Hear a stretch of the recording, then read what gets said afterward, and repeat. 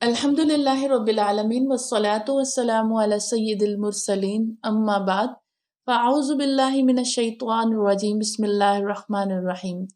رب اشرح لی صدری ویسر لی امری واحلل عقدۃ من لسانی یفقہوا قولی۔ اللہ تعالیٰ قرآن کریم میں فرماتا ہے لا تشرکوا باللہ وبالوالدین احسانا، اور اللہ کے ساتھ کسی کو شریک مت کرو اور ماں باپ کے ساتھ احسان کرو، بھلائی کرو۔ یہ مقام بزرگوں کا ہے۔ اللہ تبارک و تعالیٰ یہ بھی فرماتا ہے کہ جب کوئی ماں اپنی اولاد کے لیے اپنے ہاتھ کو بلند کرتی ہے تو مجھے حیا آتی ہے کہ میں اس کو خالی لوٹاؤں۔ بزرگوں کی اہمیت، ان کی برکت، ہمارے گھروں میں جو رحمتیں اور برکتیں اللہ کی نازل ہو رہی یہ ہمارے بزرگوں کی وجہ سے ہے، اور اللہ تعالیٰ نے ان کو بہت مقام دیا ہے، والدین کو، اور بزرگ جتنے بھی ہوں، جتنے بھی بزرگ ہوں، چاہے وہ والدین کی صورت میں ہوں یا چاہے وہ کسی اور معتبر رشتے کی صورت میں ہوں، یہ ہمارے گھروں کی رحمتیں اور برکتیں ہوتے ہیں۔ حضرت علی کرم اللہ وجہ الکریم ایک موقع پر آپ مسجد کے لیے تشریف لے کے جا رہے تھے، تو آپ نے دیکھا کہ آپ کے آگے آگے ایک بوڑھا چلتا چلا جا رہا ہے۔ عموماً ہم دیکھتے ہیں بوڑھے لوگ آہستہ آہستہ چلتے ہیں کیونکہ طاقت وہ نہیں آئی، جسم میں وہ طاقت نہیں رہی، لیکن حضرت علی نے اس بوڑھے کے ادب میں، آپ حالانکہ جوان تھے اس سے، لیکن آپ اس کے ادب میں اس کے پیچھے پیچھے چلے، آگے نہیں نکلے، حتیٰ کہ مسجد آ گئی۔ اور حضرت علی نے کیا دیکھا؟ انہوں نے دیکھا کہ وہ بوڑھا تو آگے نکل گیا، تو آپ کو پتا چلا یہ تو کافر بوڑھا تھا، مومن نہیں تھا،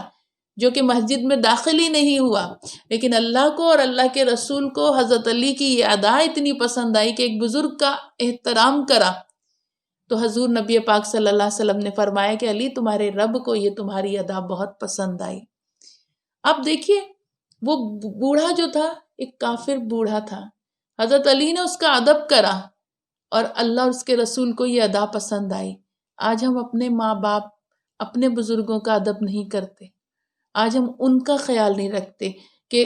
کس طرح ہے۔ اور آج آپ دیکھیے یہ ہمارے معاشرے میں، ہمارے ملک میں اولڈ ایج ہوم بزرگوں کے لیے، اور اولادیں وہاں چھوڑ کے اپنے والدین کو، ہمیں گویا یوں کہنا چاہیے اپنی جنت کو کسی اور کے حوالے کر کے چلے جاتے ہیں، اپنے گھر کی برکت کو کسی اور کے حوالے، یا یوں کہیں کہ ان کے بقول تو وہ پھینک کر چلے جاتے ہیں۔ تو یہ کتنی ہماری بد نصیبی کی بات ہے، ہماری کتنی بدبختی کی بات ہے کہ آج بوڑھے ماں باپ، وہ ماں باپ جنہوں نے اپنی اولادوں کو پالا، اور ایک نہیں کئی اولادوں، 8 بچوں کو، 7 بچوں کو، 5 بچوں کو، 4 بچوں کو پالا، بہترین پرورش کی، حتیٰ کہ اپنے منہ کا نوالا نکال کر بھی ان کو دیا۔ دیکھیں جب ہم ماں باپ بنتے ہیں تو ہماری خواہشیں کیا ہوتی ہیں؟ جو اس سے پہلے جو ہماری خواہشیں، ہماری پسند، ہمارا فیوریٹ کلر، ہمارا پسندیدہ کھانا، ہماری پسندیدہ جگہ، پسندیدہ سیر کی جگہ، جب ہم ماں باپ بنتے ہیں تو اب جو بچے ہمارے ہوتے ہیں تو ان کی پسند ہماری پسند بن جاتی ہے،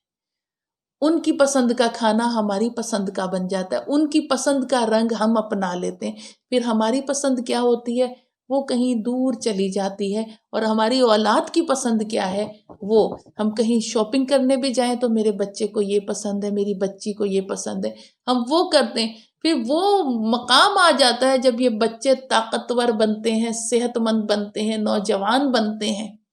کیا کہتے ہیں، رہنے دیں، آپ کو نہیں پتا، آپ کو اس کا علم نہیں ہے۔ آپ سوچیں ذرا سا کہ یہ بات ماں باپ کے بوڑھے دلوں پر کیسے بجلی کی طرح گرتی ہوگی، اور ان کے دل کہتے نہیں ہیں وہ زبان سے، لیکن ان کے بوڑھے دل کیسے ٹوٹ جاتے ہوں گے، اور کس طرح وہ حضور نبی پاک صلی اللہ علیہ وآلہ وسلم کی بارگاہ میں ایک صحابی آئے، انہوں نے فرمایا یا رسول اللہ صلی اللہ علیہ وآلہ وسلم، میری ماں اتنی ضعیفہ ہیں کہ وہ کھانا بھی خود نہیں کھا سکتی، وہ نہا بھی نہیں سکتی، میں ان کی خوب خدمت کرتا ہوں، ان کی بالوں میں کنگھی کرتا ہوں، ان کو نوالا چبا چبا کے دیتا ہوں، ان کو نہلاتا ہوں، ان کے کپڑے بدلاتا ہوں، اور بالوں میں نہایت نرمی سے کنگھی کرتا ہوں کہ ان کو کوئی تکلیف نہ پہنچے۔ یا رسول اللہ صلی اللہ علیہ وآلہ وسلم، آپ مجھے یہ بتائیے کیا میں نے اپنی ماں کی خدمت کا حق ادا کر دیا؟ حضور نبی رحمت صلی اللہ علیہ وآلہ وسلم نے فرمایا، سن تو یہ کہہ رہا ہے کہ تو اپنی ماں کی اتنی خدمت کرتا ہے، کیا تو نے حق ادا کر دیا؟ میں تو یہ کہتا ہوں کہ تیری اور تیری ماں کی تو نیت ہی ایک نہیں۔ جب تیری ماں تو لاچار تھا، تو بے بسی کی عمر میں، بچپنے کی عمر میں تو ہل جل نہیں سکتا تھا، اس وقت تیری ماں جب تیرے بالوں میں کنگھی کرتی تھی، تجھے نہلاتی تھی، تجھے لقمہ اپنے منہ میں چبا کر تیرے منہ میں ڈالا کرتی تھی اور تیرا خیال کیا کرتی تھی، تو اس وقت اس سارے خیال میں، اس سارے کاموں میں اس کے دل سے دعا نکلتی، یا اللہ میرے بچے کو لمبی عمر دینا، یا اللہ میرے بچے کو صحت سلامتی والی زندگی عطا فرمانا، اسے خیر کثیر اور مال کثیر عطا فرمانا۔ تیری ماں کی نیت تیری خدمت کرتے وقت یہ ہوا کرتی تھی، اور تو آج اپنی ماں کی خدمت کر رہا ہے، تو تیرے دل میں خیال آ رہا ہے کب اس کے لیے آسانیاں ہوں گی، کب یہ اللہ پاک اس کے لیے آسانیاں کرے گا، کب اس کا انتقال ہوگا، یہ ان مشکلوں سے اس کا چھٹکارا ہو جائے گا۔ تم دونوں کی تو نیتیں ایک نہیں، تم مجھ سے پوچھ رہے ہو کہ تم نے ماں کا حق ادا کر دیا۔ اللہ اکبر! آپ یقین جانیے کہ والدین ایسی عظیم نعمت ہے، بزرگ جس بھی روپ میں، چاہے وہ والدین کے روپ میں ہے، چاہے وہ آپ کے ساس سسر کے روپ میں ہے، چاہے دیگر خاندان کے بڑے بزرگ کے روپ میں، یہ آپ کے لیے، آپ کے گھر کے لیے، ان کے قدم، ان کا وجود رحمت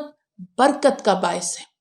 ان کا وجود جو ہے رحمت اور برکت کا باعث ہے۔ اور وہی بات کہ کتنی بد نصیب وہ اولاد ہے، یہ آج ہمارے مسلم معاشرے میں، ہمارا ملک پاکستان، اسلامی جمہوریہ پاکستان ہے، یہ ایک زوردار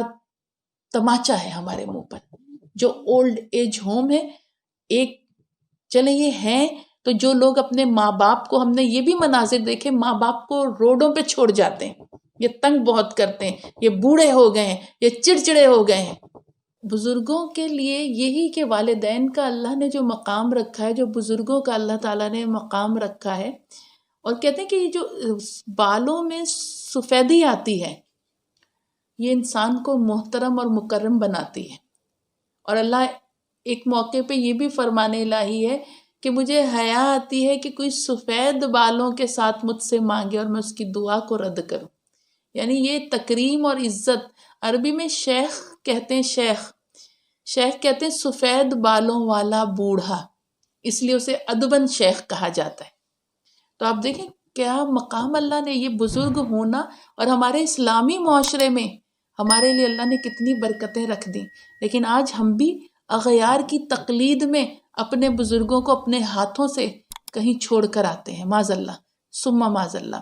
اور یاد رکھیے گا، بڑھاپے میں والدین چڑچڑے بھی ہو جاتے ہیں، بزرگ جو بھی ہیں آپ کے اطراف میں وہ چڑچڑے ہو جاتے ہیں۔ بڑھاپا ایک واپس اللہ فرماتا ہے ہم واپس اس عمر کی طرف لوٹا رہے ہیں انسان کو جس عمر میں، جیسے بچپن میں وہ کمزور ناتواں تھا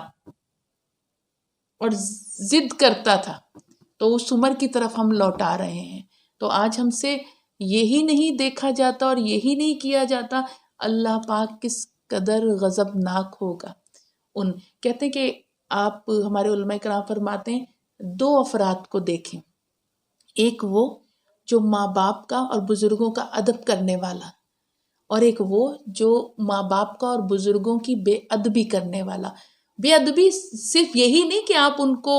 غصہ کریں، آپ نے اپنے لہجے کو بلند کر لیا تو یہ بھی بے ادبی ہے۔ کبھی نوٹ کریں آپ کہ جب آپ کے ہاتھوں سے کوئی چیز گر جاتی ہے تو بوڑھے ماں باپ یا گھر میں جو بزرگ ہوتے ہیں وہ ڈر جاتے ہیں، پتہ نہیں کیا ہوا، کیونکہ بڑھاپے میں تو نیند ایسی ہوتی دھوپ چھاؤں کی طرح، آنکھ لگی پھر کھل گئی، آنکھ لگی پھر کھل گئی۔ اور کیا ہے کہ اب آپ یہ سوچیں کہ جب آپ کے ہاتھوں سے کوئی چیز گرتی ہے، یا کسی بچے کے ہاتھ سے کوئی چیز، یا دروازہ زور سے بند ہو جاتا ہے، تو بوڑھے جو سوتے جاگتے کی کیفیت میں ہیں ڈر جاتے ہیں کہ کیا ہوا، دل کمزور ہو چکا ہوتا ہے۔ اور کہاں یہ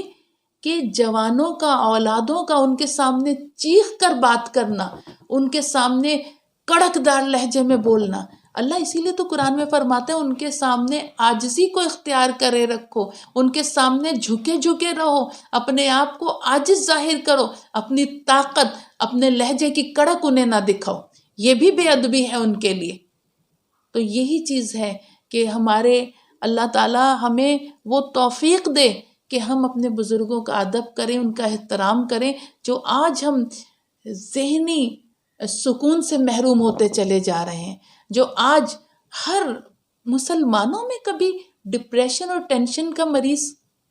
یہ ایک عجب سی بات لگتی ہے، اسی وجہ سے کہ ہم بے راہ روی کا شکار ہیں، ہم اپنے بزرگوں کے ادب کو بھول گئے ہیں، اور ہم سمجھتے ہیں کہ ہم ان کے سامنے حاضر جوابی کرتے ہیں، ہم ان کے سامنے اپنی علمی قابلیت کو جگاتے ہیں اور ظاہر کرتے ہیں، ہم سمجھتے ہیں کہ ہم بڑے دانا ہو گئے، حالانکہ اس وقت ہم انتہائی درجے کی بے وقوفی اور حماقت کر رہے ہوتے ہیں۔ اللہ ہمیں ہماری اولادوں کو یہ توفیق عطا فرمائے کہ ہم اپنے بڑوں کا، اپنے بزرگوں کا ادب کریں، احترام کریں، تاکہ آخرت میں ہمارے لیے یہ نجات کا ذریعہ بن جائیں۔ وآخر الدعوانا الحمد للہ رب العالمین وصدق اللہ العظیم۔